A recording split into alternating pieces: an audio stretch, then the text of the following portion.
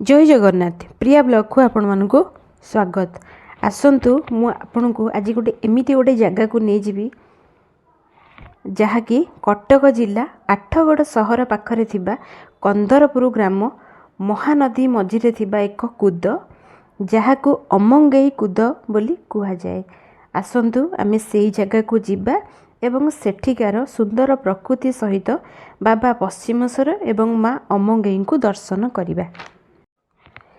ये हूँ से नदी पट्टाटा आम तल पटे आसिलु आम गाड़ी नहीं आसिलु तल पटे आसिलु।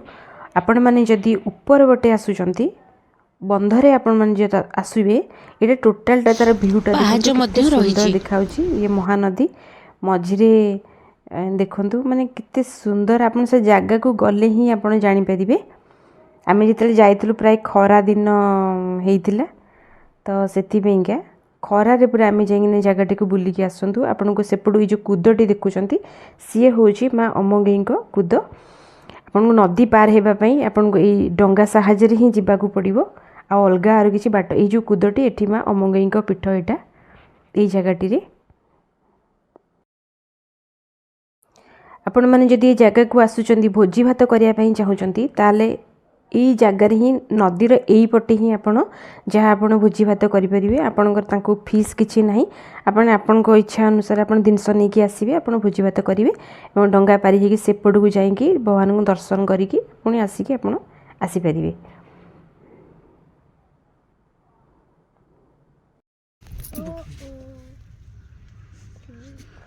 आपन जदि जगह को आसवे फास्ट तो आपन को नाउरिया अपेक्षा करिया पड़ो कारण से जगार किए थे नथिबे आमको जड़े आम कि बहुत समय आम वेट कला जड़े आसिले आम कहवा द्वारा सी आमको निकल सब जगार लोक नथिबे तेणुक आपन को आगु जदि चिन्हा परिचय थे आपे भल कथा ना अपेक्षा करिया पड़ो कारण नना भी सेपटे न था जल्दी पूजा सारिकी सी बाहर को नदी एपट को से माने पलि आसता।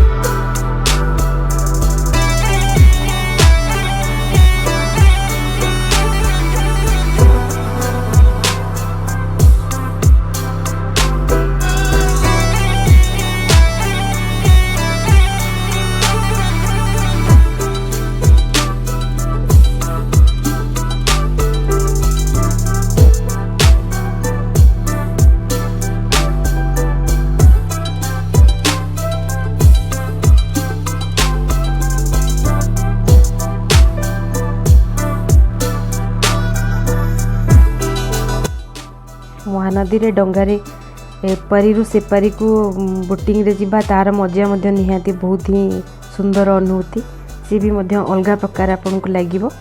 आम डंगारे भाईटी आम सहित आसुले कि से मझे डिया मारदे मानकर अभ्यास हो गला कि आम से डिया मारदे आम डंगा पूरा दोहली गला आम मैंने पूरा डरी गलु। आम बहुत कम जाइलु आपन जदि ग्रुप रे आसुचंती सेटा भल हम आपन को डंगा पाई न चार्जेस आपन को से 500 रखिंट आपन सहित जहाँ नेगोसीएबल आपन करें।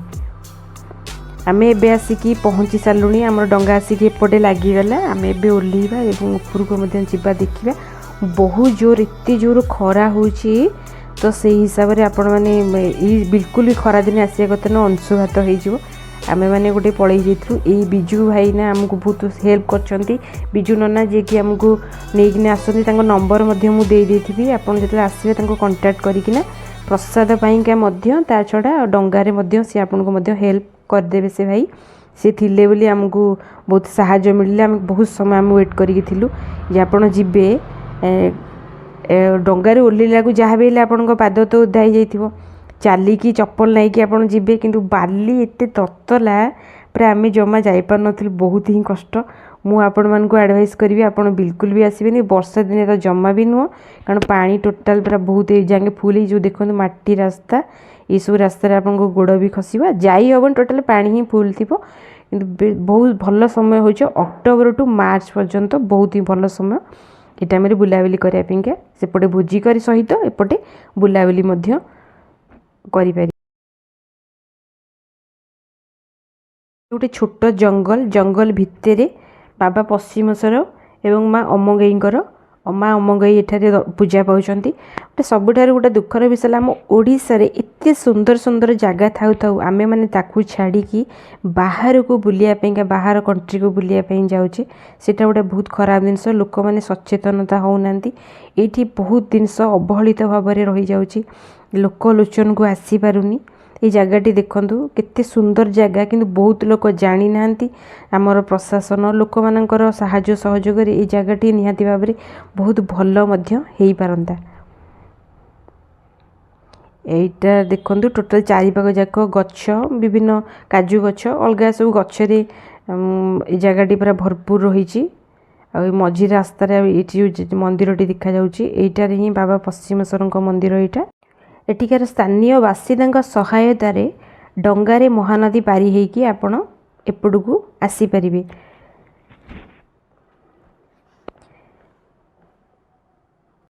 ଏହି ଜାଗାର ନାମଟି ଏମିତି କାହିଁକି ହେଇଛି, ନିଶ୍ଚୟ ଆପଣମାନଙ୍କ ମନରେ ପ୍ରଶ୍ନ ଆସୁଥିବ। ସେ ବିଷୟରେ ମୁଁ ଆପଣମାନଙ୍କୁ କିଛି ଜଣାଇବି। ଏଠିକାର ସ୍ଥାନୀୟ ବାସିନ୍ଦାଙ୍କୁ ଯାହା ଆମେ ପଚାରିକି ବୁଝିଲୁ ତାହା ମଧ୍ୟ ମୁଁ ଆପଣଙ୍କୁ କହିବି। ଇଏ ହେଉଛନ୍ତି ବାବା ପଶ୍ଚିମେଶ୍ୱରଙ୍କ ମନ୍ଦିର। ଇଏ ବହୁତ ପୁରାତନ ମନ୍ଦିର, ଯାହାକୁ କି କଳା ପାହାଡ଼ ଆକ୍ରମଣ ଏଇ ମନ୍ଦିରକୁ ମଧ୍ୟ ହେଇଥିଲା, ଯାହାଦ୍ୱାରା କି ଏଇ ମନ୍ଦିରର ବହୁତ ହିଁ କ୍ଷୟକ୍ଷତି ମଧ୍ୟ ହୋଇଛି। ଏଇ ଜାଗାଟିର ଅମଙ୍ଗେଇ କ'ଣ ପାଇଁ ହେଇଛି ତାହା ମୁଁ ଆପଣଙ୍କୁ ଜଣାଉଛି। ମହାନଦୀର ଜଳର ସ୍ରୋତ ବହୁତ ଜୋରରେ ଥିଲା। ଡଙ୍ଗା ନେଇକି ଯେତେବେଳେ ଡଙ୍ଗା ଚାଳକମାନେ ଯିବା ଆସିବା କରୁଥିଲେ, ଡଙ୍ଗାର ଦିଶା ଯାହାକୁ ଆମେ ମଙ୍ଗ କହୁଛେ, ଠିକରେ ସେମାନେ ନିର୍ଦ୍ଧାରିତ କରିପାରୁନଥିଲେ ଯେ ସେମାନେ କେଉଁ ପଟକୁ ଦିଗଟା ସେମାନେ ଜାଣିପାରୁନଥିଲେ। ଜଳଧାରା ଦିଶାହୀନ କରୁଥିଲା, ଦିଶାହୀନ ମାନେ ଅମଙ୍ଗ ହେଉଥିଲା।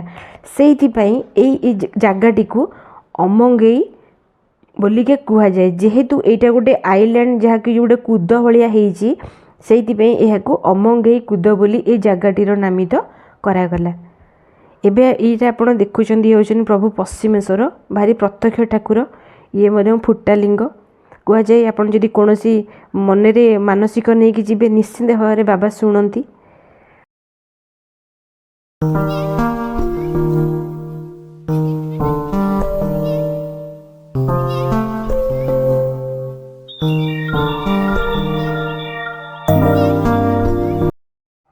ମନ୍ଦିରର ବିଶେଷ ପୂଜା ପର୍ବାଣୀ କହିଲେ ମାଘ ସପ୍ତମୀ, ଜାଗର ଯାତ୍ରା, କାର୍ତ୍ତିକ ପୂର୍ଣ୍ଣିମାରେ ଏଠାରେ ଭକ୍ତଙ୍କର ଭିଡ଼ ଏଠାରେ ବହୁତ ଜୋରରେ ଟିକେ ଦେଖିବାକୁ ମିଳେ।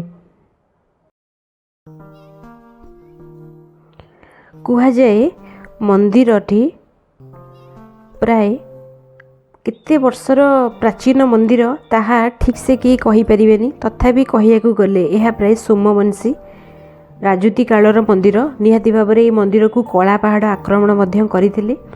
ଏଇ ଯେଉଁ ଜାଗାଟି ଆପଣ ଦେଖୁଛନ୍ତି, ଏହା ଯଜ୍ଞ ମଣ୍ଡପ ରହିଛି ଏବଂ ତା ସହିତ ଏଠାରେ ପ୍ରଭୁ କଳ୍କି ଏବଂ ବଳରାମଙ୍କର ମଧ୍ୟ ଏଠାରେ ମଧ୍ୟ ମନ୍ଦିରଟି ରହିଛି। ପ୍ରାୟ ଆମେ ଆସିଲା ବେଳକୁ ପ୍ରାୟ ମନ୍ଦିର ବନ୍ଦ ହେଇଯାଇଥିଲା, କେବଳ ନନା ଆମ ପାଇଁ ବାବାଙ୍କୁ ଟିକେ ପଶ୍ଚିମେଶ୍ୱରଙ୍କୁ ଦର୍ଶନ କରିକି ଭୋଗ କରିଦେଇଥିଲେ। ଆମେ ଅମଙ୍ଗେଇକୁ ଆମେ ଦର୍ଶନ କରିପାରିଛୁ। ଆଉ ଚାରିପାଖ ସବୁ ମନ୍ଦିର ବନ୍ଦ ଥିଲା। ଏଠାରେ ପ୍ରଭୁ ଗଣେଶ ଅଛନ୍ତି, ଆପଣ ଦେଖୁଛନ୍ତି।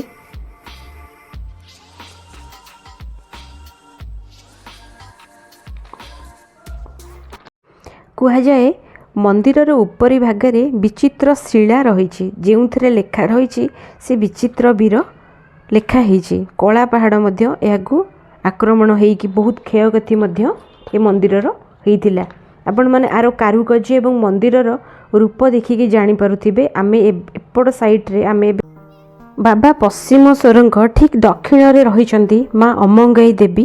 ମା ଅମଙ୍ଗେଇ ଦେବୀ ଗଡ଼ଜାତ କ୍ଷେତ୍ରର ବ୍ୟାପାରୀଙ୍କର ଅଧିଷ୍ଠାତ୍ରୀ ଦେବୀ। ବ୍ୟାପାରକୁ ଯିବାବେଳେ ଭକ୍ତମାନେ ମାଙ୍କୁ ପୂଜା କରି ଯାଉଥିଲେ। ଯିଏ ହେଉଛନ୍ତି ମା ଅମଙ୍ଗେଇ ଦେବୀ, ଯାହାଙ୍କ ନାମ ଅନୁସାରେ ମଧ୍ୟ ହିଁ କୁଦର ନାମକରଣ ମଧ୍ୟ ଏହା ମଧ୍ୟ କରାଯାଇଛି। ମନ୍ଦିରର ଚତୁଃପାର୍ଶ୍ୱର ଦୃଶ୍ୟ ଆମର ଏଇଭଳି ଭାବରେ କିଛି ଦେଖିଲେ। ଆମେ ଏବେ ବାହାରିଲୁ ଆର ମନ୍ଦିରର ପଛପଟ ସାଇଡ଼୍ରେ ମଧ୍ୟ କିଛି ଦୃଶ୍ୟ, ଏପଟେ ନଦୀ ପଠା ରହିଛି, ଏଠାକୁ ମଧ୍ୟ ଆପଣ ବୁଲାବୁଲି କରିବା ପାଇଁ ଆସିପାରିବେ। ତା ସହିତ ଏଠାରେ ମଧ୍ୟ କିଛି ଅଲୌକିକ ଘଟଣା ମଧ୍ୟ ଆପଣ ଏଠାରେ ଆସିକି ମଧ୍ୟ ଆପଣ ଦେଖିବେ। ଚାଲନ୍ତୁ ଆମେ ସେଠିକି ଯିବା ଏବଂ ଦେଖିବା। ଦେଖନ୍ତୁ ଆର ଭ୍ୟୁ କେତେ ସୁନ୍ଦର ଦେଖାଯାଉଛି। ଭ୍ୟୁ ପଏଣ୍ଟ ସେପଟା ହେଉଛି ଟି ବ୍ରିଜ୍। ଆପଣ ଯଦି ଏଇଟା ଦେଖନ୍ତୁ କେତେ ବଡ଼ ବଡ଼ ପାହାଡ଼ ସହିତ କୁହାଯାଏ ଯେତେ ବନ୍ୟା ଆସିଲେ ଯାହା ହେଲେ ବି ଏଇ ଜାଗା କେବେ ବି ବୁଡ଼େନି। କିନ୍ତୁ ଦେଖନ୍ତୁ ମାନେ ଏଇ ଜାଗାଟି, ଏଇ ଯେଉଁ ଜାଗାଟି ପୁରା କୁଦଟି ମାନେ କେତେ ନିହାତି ଗଭୀର କେତେ ହେଇଥିବ, କିନ୍ତୁ ହେଲେ ବି ଆଜି ଯାକେ ସେଠିକାର ସ୍ଥାନୀୟ ବାସିନ୍ଦା ତାଙ୍କ କହିବା ଅନୁସାରେ ଏଠାରେ କେବେ ବି ପାଣି ଏ ଜାଗାକୁ ପଶି ନାହିଁ, ମନ୍ଦିର କେବେ ବି ବୁଡ଼ିନି। ଏଗୁଡ଼ା ବହୁତ ଆଶ୍ଚର୍ଯ୍ୟର ଚକିତର ଜିନିଷ ଏବଂ ଯେଉଁ ଭଗବାନଙ୍କର ଇଏ ବି ମଧ୍ୟ ଗୋଟେ ଲୀଳା। ଦେଖନ୍ତୁ କେତେ ସୁନ୍ଦର ଭ୍ୟୁ ସହ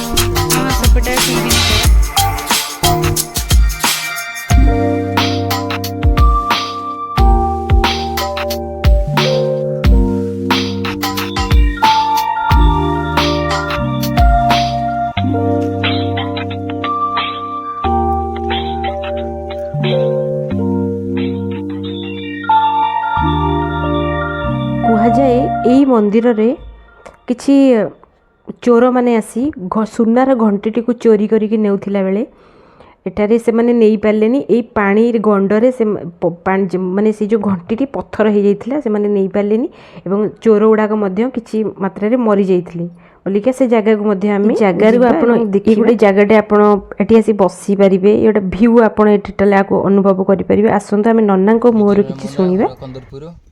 ଏଠି ନଈ ମଝିରେ ଅମକେଇ ପୀଠ ଅଛନ୍ତି ବିଚିତ୍ରେଶ୍ୱର ମହାଦେବ। ଏଠି ସୁନାଗଡ଼ ଅଛି ଯେଉଁ ନଈ ମଝିରେ ପଠାରେ, ତାପରେ ତାଙ୍କ ନାଁ ହେଉଛି ବିଚିତ୍ରେଶ୍ୱର ମହାଦେବଙ୍କର ଭିତରେ ଅମକେଇ ଠାକୁରଙ୍କ ମାଙ୍କ ମନ୍ଦିର। ଆଉ ଏତିକି ଆଉ ଏଇ ମନ୍ଦିରରେ କ'ଣ ମୁଖ୍ୟ ପର୍ବପର୍ବାଣୀ? କାର୍ତ୍ତିକ ପୂର୍ଣ୍ଣିମା ମାଙ୍କର ମେନ୍ ହେଉଛି ପର୍ବ ହେଉଛି କାର୍ତ୍ତିକ ପୂର୍ଣ୍ଣିମା। ଆଉ ଲୋକମାନେ କେମିତି ଆସୁଛନ୍ତି ଏଠି? ଲୋକ ଏମିତି ବୋଟ୍ ଧରିକି ଆସି ଏପଟେ କୈବତୀଙ୍କ ତାଙ୍କ ବୋଟ୍ ଧରିକି ଆସି ତାଙ୍କୁ ପଇସା ତ ଦେଲେ ସେ ତାଙ୍କର ଏପଟେ ନେଇ ମନ୍ଦିର ନେଇ ପାରିକା କରିକି ଏପଟେ ନେଇ ଛଡ଼ାଛଡ଼ି କରୁଛନ୍ତି। ଏ ମନ୍ଦିରରେ କିଛି ସେମିତି ପୂଜା କି ବ୍ରତଘର ବାହାଘର ଏମିତି କିଛି କରୁଛନ୍ତି? ଭୋଜିଭାତ କରିବା ପାଇଁ ଜାଗା ମାନେ ଭୋଜିଭାତ ଏଇ ଯେଉଁ ପେଣ୍ଡାଲଟା ଅଛି, ତଳେ ଯେଉଁ ପେଣ୍ଡାଲଟା ଏଠି ଭୋଜି ହେଉଛି, ଆଉ ତଳେ ଯେଉଁ ବାଲି ହେରିକା ଅଛି ସେଠି ବି ଭୋଜିଭାତ ହେରିକା ସବୁ କରୁଛନ୍ତି। ଚାର୍ଜିଂ ଏମିତି ନାହିଁ, ଏମିତି ଭୋଜିଭାତ ଏମିତି କରୁଛନ୍ତି ଫ୍ରିରେ କିଛି ନାହିଁ, ଖାଲି ଡଙ୍ଗା ପଇସା ଖାଲି ଦିଏ କରିକି ଏତିକି ଶେଷ। ଯେଉଁ ଶିବ ଠାକୁର ଅଛନ୍ତି ତାଙ୍କ ବିଷୟରେ ଟିକେ କୁହନ୍ତୁ।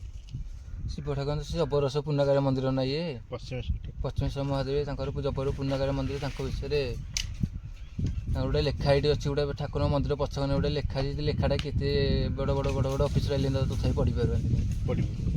ମାନେ ଜବରସ ପୁର୍ଣ୍ଣାଗାର ମନ୍ଦିର ନା ଇଏ, ମାନେ ମନ୍ଦିର ଯେଉଁ ଗୋଟେ ସିମଟ ଖଣ୍ଡେ ବି ଲଗେଇ ହେଉନି ମନ୍ଦିର ଭିତରେ, କାରଣ ମାନେ ଗଭର୍ଣ୍ଣମେଣ୍ଟ ଦେହ ମନ୍ଦିର ନା। ଟିକେ କଲର ଦେଖୁଛନ୍ତି ପୁରୀ ମନ୍ଦିର ଇଏ କଲର ହେଇପାରୁନି, ମାନେ ଇଏ ଏମିତି କଲର ଇଏ କିଛି ହେଇପାରୁନି, ମାନେ ପୁର୍ଣ୍ଣାଗାର ମନ୍ଦିର ମାନେ ଭଗବାନ ଚାହୁଁନାହାନ୍ତି। ବହୁତ ପୁରାତନ ମାନେ ଜବର ପୁର୍ଣ୍ଣାଗାର ମନ୍ଦିର ନା ଇଏ। ପୁରୀ ଠାକୁର ଏମିତି ତଳେ ଯେମିତି ପଥର, ଇଏ ଏମିତି ତଳେ ଏମିତି ପଥର ହେଇକା ପଡ଼ିଛି, ଏମିତି ଜବର ପୁର୍ଣ୍ଣାଗାର ମନ୍ଦିର ଇଏ। ଏ ନଦୀ କି କ'ଣ କହୁଛନ୍ତି? ମହାନଦୀ। ମହାନଦୀ। ପାଣି ଫାଣି ବଢ଼େଇଲେ ମାନେ ସବୁ ବୁଡ଼ିଯାଏ ସବୁ। ଯେତେବେଳେ ବର୍ଷା ଦିନେ ଯେତେବେଳେ ବନ୍ୟା ହୁଏ ଏଠି ବର୍ଷା ହେଲେ ଏପଟକୁ ଆସନ୍ତିନି, ଏପଟେ ଏମିତି ତାଙ୍କର ଠାକୁରଙ୍କ ପୀଠ ହେରିକା ଅଛି, ଏପଟେ ସେମିତି ଭୋଗ ଭୋଗ ବସିକି ଏପଟେ ପାଣି ଫାଣି ଦିଉ। ଏଇ ଜାଗାଟା ବୁଡ଼େନି ନା, ଏଇ ଜାଗା ଜମା ବୁଡ଼େନି। ଏ ଜାଗା ବୁଡ଼ିଲେ ତ ସମ୍ପୂର୍ଣ୍ଣ ଟୋଟାଲି ଗାଁ ଫାଁ ସବୁ ଟୋଟାଲି ବୁଡ଼ିଯିବ। ଏ ଜାଗା କେଉଁ ବର୍ଷ ଜମା ବଢ଼ି ହେଇନି, ଜମା ବୁଡ଼ିଲା ଭଳିଆ ଏମିତି ପାଣି ଆସିଲେ ଏଇ ଜାଗାରେ ରହୁଥିବ। ପାଣି ଏମିତି ଉପରେ ଏମିତି ମାନେ ସବୁ ପାଣି ଯାଇପାରେ, ଏମିତି ମନ୍ଦିର କିନ୍ତୁ ଜମା ବୁଡ଼େନି।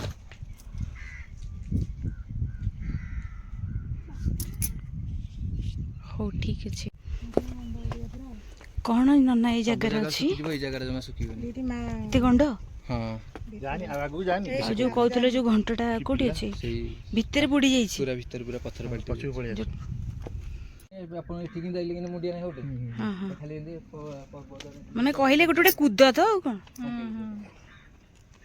ଏଠି କାଇଁ ପଥର କାଇଁ ଦେଖାଯାଉନି ପାଣି ଭିତରେ ପୁରା ବୁଡି ଯାଇଛି ଏ ଭିତରେ ଅଛି ନା ପୁରା ଭିତରେ ସବୁଆଡେ ଗଣ୍ଡଟା ବା ଏଟା ପଥର ସବୁ ଜାଗାରେ ଶୁଖିଯିବ ଏଇ ଜାଗାଟା ଜମା ଆର ଷ୍ଟୋରିଟା କଣ କହିଲେ ଆର ଷ୍ଟୋରିଟା କଣ ଏତେ ଯୋଉ ବାଙ୍କି ଗାଲା ଆଉଥିଲେ ଚୋରି କରିବାକୁ ଏଠିକି ଆଉଥିଲେ ହଁ ଚୋରି କରି ଆଉଥିଲେ ତ ନେଇସିନି ଖଣ୍ଡେ ବାଟ ନେଇସିନି ଏଇଠି ପଥର ପାଲଟିଗଲା ପୁରା ଘଣ୍ଟଟା ପୁରା ପଥର ପାଲଟିଗଲା ଏଇଠି ଠାକୁରଙ୍କ ଘଣ୍ଟଟା ଚୋରି କରିକି ନଉଥିଲେ ସୁନା ଘଣ୍ଟ ହଁ ଚୋରି କରି ନଉଥିଲେ ଏଇଠି ଠିକ 6-7 ଜଣ ଯାଇଥିଲେ ନା କଣ ବୋଧେ ଏଇଠି ଦେଖିଲେ ପଥର ପାଲଟିଗଲା ହଁ ଏ ଲୋକ ତାପରେ ଦୌଡ଼ିଛନ୍ତି ପଥର ପାଟିଗଲେ ଆଉ ନେଇପାରିବେନି ନା ତାପରେ ଚାଲି ଚାଲି ଯାଇଛନ୍ତି 6-7 ଜଣ ଯାଇଥିଲେ ତାଙ୍କ ଅଟୋମେଟିକ ବାଲି ପଠା ସବୁ ମଲେ ତାପରେ ଓ ଏଇ ଯୋଉ ପଠାରେ ସମସ୍ତଙ୍କର ଡେଥ୍ ହେଇଗଲା ଏଇଠି ସାଙ୍ଗେ ସାଙ୍ଗେ ଏଇଠି ଖଣ୍ଡେ ବାଟ ଯାଇଛନ୍ତି ଦୌଡ଼ି ଯାଇଛନ୍ତି ପଥର ପାଲଟିଗଲେ ଆଉ କଣ ନେଇପାରିବେ କି ସେଠୁ କେମିତି ଜାଣିଲେ ମାନେ ଯୋଉ ମରିଗଲେ ତାପରେ ଅଟୋମେଟିକ ତାପରେ ଜାଣିଲେ ଏଠି ତାପରେ ସୁନା ଘଣ୍ଟ ତାପରେ ସେ ନିଜେ ନିଜେ କହିଲେ ମାନେ ଆଉ ଯୋଉ ବଞ୍ଚିଥିଲେ ଯୋଉମାନେ ସେ ହାତ ମାରି ନଥିଲେ ଘଣ୍ଟକୁ ନା ହଁ ସେ ନିଜେ ନିଜେ ମଳେ ତ କହିଲେ ଜାଣି ସାଇଡ ଯୋଉ ପଥର ଯୋଉ ପାଲଟିଗଲେ ତାପରେ By chance ଟିକେ ଯୋଉ ଥିଲେ ପୁରା ତାପରେ ସତରେ ତାପରେ କହିଲେ ତାପରେ ଜଣା ପଡ଼ିଲା ତାପରେ ଯୋଉ 6-7 ଜଣ ମଲେ ତାପରେ ପୋଲିସ ଫୋଲିସ ଆସି ତାଙ୍କ କେସ୍ କାସ୍ ହେଲେ ତାପରେ ଏଠୁ ପଥର ତାପରେ ପାଲଟି ଯେମିତି ରହିଲେ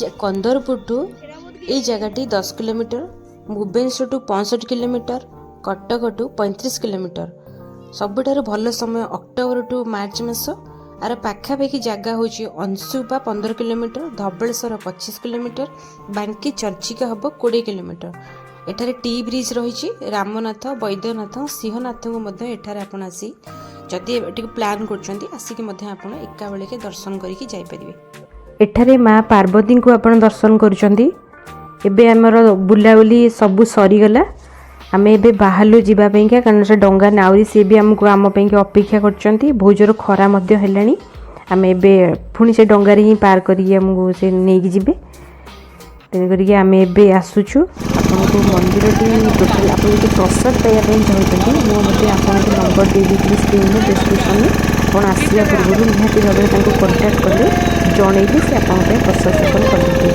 ଆମେ ଏବେ ବାହାରିଲୁ ପିଲା ବାବୁ ଯିଏ ଆମର ଯିଏ ନାଉରିଆ ହେଇଛନ୍ତି ଆମର ଏମିତି ଗୋଟେ ଗୀତ ଶୁଣେଇବେ ଆମେ ଆସନ୍ତୁ ଶୁଣିବା ଯିଏକି ଆମର ନାଉରିଆ ହେଇଛନ୍ତି ତା ସହିତ ଆମର ମେସିନ୍ ଡଙ୍ଗରେ ଯିଏ ଆହୁଲା ମାଟି ଆମର ଚଲେଇଛନ୍ତି ଆସନ୍ତୁ ତାଙ୍କ କଣ୍ଠରେ ଗୋଟେ ଗୀତ ଶୁଣିବା ଏବଂ ନଦୀ ପାର ଆମେ ଯିବା